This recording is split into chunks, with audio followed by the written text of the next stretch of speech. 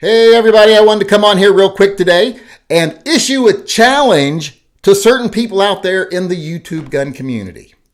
And what I'm talking about when I say certain people in the community, I'm talking about these people that are more than happy to foster the idea that the Sig P320 is so unsafe, it'll just go off on its own. It could just be sitting on a table or in your holster and you'll not be touching it at all and it'll just go off. Which is garbage, by the way. That whole notion is bullshit. That is a bunch of stuff made up by police officers who are undertrained and have very little knowledge of their firearms, getting complacent with them, thinking that they are highly trained professionals and therefore can't make mistakes. And then they make a mistake and they have to come up with an excuse why. And they're trying to blame the gun. Same thing happened when they switched from revolvers to Glocks back in the day.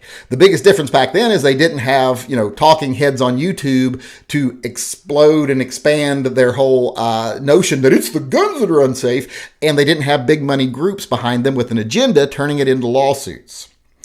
That's what we've got right now. We've got these people that don't know how to use their guns. They're even admitting that they're using holsters that aren't made for the gun. It's happening while they're reholstering. If you pay attention to all the instances of it happening, the one guy who said he just had it sitting on his desk and it went off a few years ago, well, that was proven through video that no, it wasn't sitting on his desk when it went off. He had it in his hand when it went off and his finger was on the trigger. And that was a police officer also. The other police officer that says, it was just in my purse and went off, has admitted she didn't have it in a holster and it went off when she banged her purse against the desk. So that's not the gun. That's idiots making mistakes. That's not an unsafe gun. But, they got so many people in the gun community that are willing to jump behind this stuff because negative videos get views and it makes them money.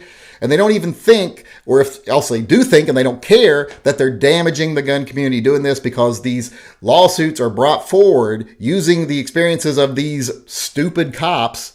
They're brought forward by these big money organizations who want to damage gun rights in this country.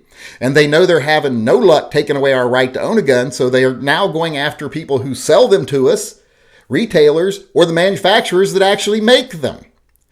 They say, well, if we can't stop people from having the right to buy them, we can just stop them from being available to buy.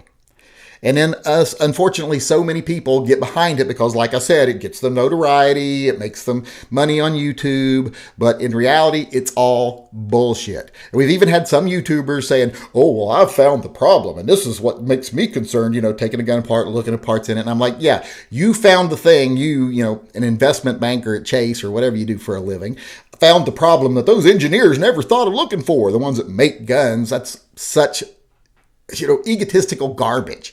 And then you've got someone who's like a shooter who shoots, competition. He's like, I put the gun back in my holster, raised my hands in the air, and it just went off through no fault of my own, which is bullshit. I even called him a liar in his own comment section. He never responded. I said, what you did is you shoved it in the holster, hit the trigger with your finger or the holster, and it went off. And then you raised your hands up to be like, that was not my fault, because you couldn't accept that you made a mistake. That's what really happened. And then he made a story like, Sig said it was their fault and it was the trigger spring. Sig did not say that. I haven't been able to find anybody at Sig that would say that. And plus and also, like I said, they pointed out that would put them in a situation of liability that they would never say, even if it was true. So that's bullshit. That guy was just talking bullshit. Plus, a trigger to return spring going bad wouldn't cause that. It wouldn't cause it to go off just when it's sitting. That doesn't make sense even mechanically. If your trigger return spring was bad, one of two things would happen. The trigger would not go forward, the gun would not reset, and it wouldn't fire at all.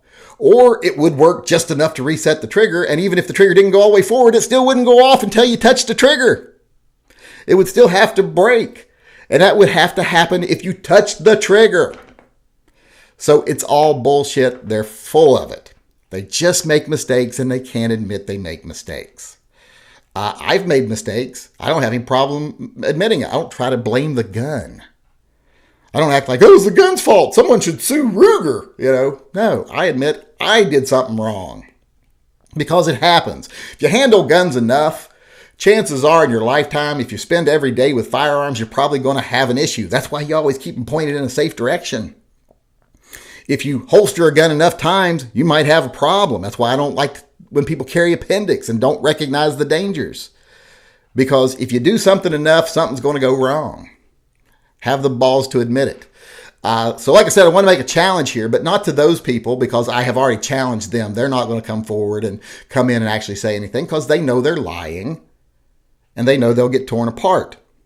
So I want to challenge anyone out there, all the people I see in the comment sections who believe this could happen and they have theories of why it could happen and how it might be happening. I want you to come in my live chat and present your point because like I said, I've taken the position of it ain't happening. So I would love to hear an opposing position. Maybe you can convince me. Who knows? But come on in, be a man, present your opinion. I'll give you your time to speak. And then once you're done, you let me know you're done. And then we will debate it. I will challenge you on your points. We'll go over whether it's mechanically correct, whether it's actually what happened in the actual experiences, etc. We'll just have a debate about it. Don't worry, no one's going to be mad at you for coming in and having the opinion. We like that. In my chat, everyone loves it when people are man enough to come in and state their opinion, right or wrong.